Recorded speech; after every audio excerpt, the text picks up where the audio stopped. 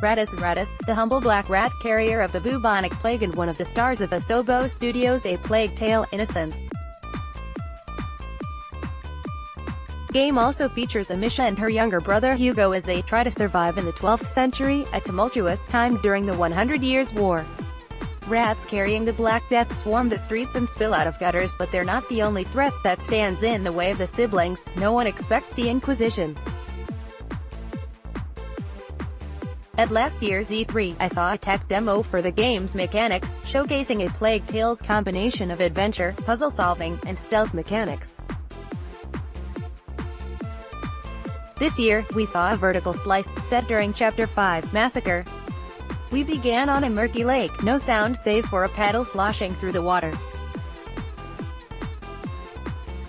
A young boy, Lucas, rows a boat, while Amicia cradles a sick Hugo in her arms. Lucas whispers about corrupted blood in their family's lineage.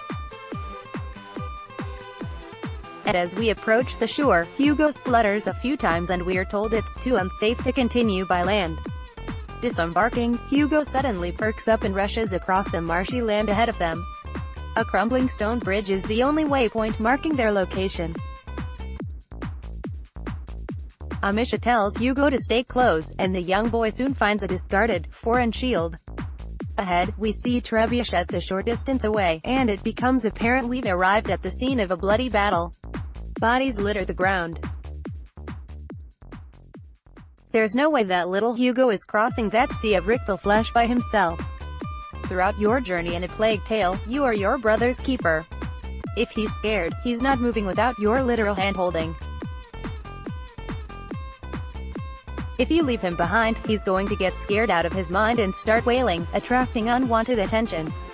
So, after making it to the other side, we see a bloated white horse in our way. The dead beast's hide writhes and bulges until hundreds of rats boil out and rush towards us. Putain, rats don't like fire. Amicia whips out her slingshot and uses special flaming rounds to light a nearby brazier, stemming the flow of rats towards us. We creep along our pathway until we need to light a haystack to progress. Fire is a major mechanic in A Plague Tale, and, oftentimes, it is your only way to advance, so you need to be mindful of your destination. Graphically, A Plague Tale is nicely presented and captures the setting of medieval France well. Rather than the inner-city slums showcased last year, the rural environment was nicely rendered and its battlefield does hold authenticity. But it's hard to dig too deep into the graphics with the nighttime setting.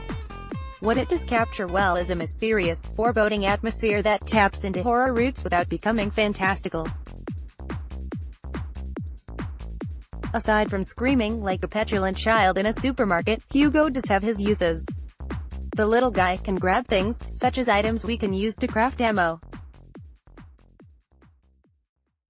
Or, in this case, he can get through a tight spot to grab us a stick we can light that can help us through rat-infested land to safety. Taking a break from furry enemies, we encounter our first human guard, busy picking his way across a sea of rats. If he sees us, then it's not going to end well.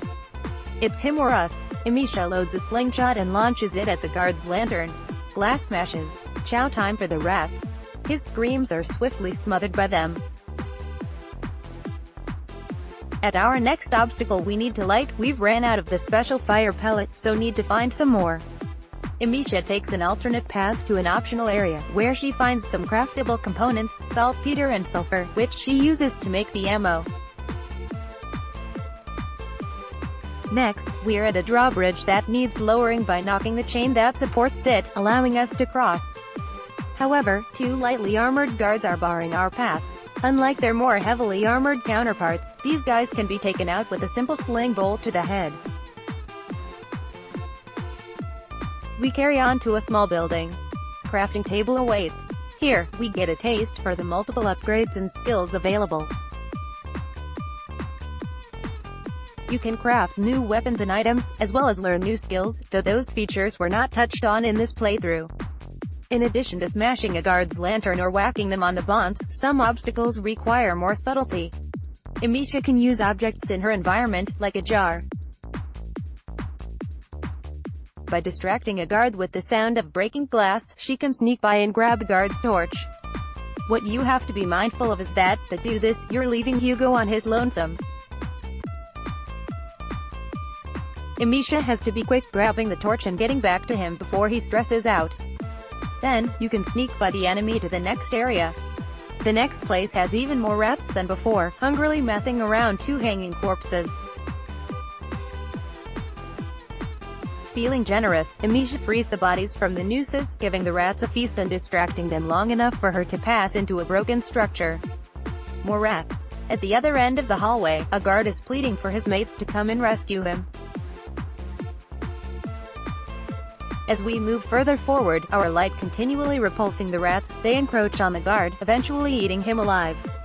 But, hey, at least Amicia and co. have reached freedom. For now, at least. From last year's taste of gameplay, A Plague Tale seems to have fleshed out its core concept. Your characters are weak, so stealth and cunning is the name of the game.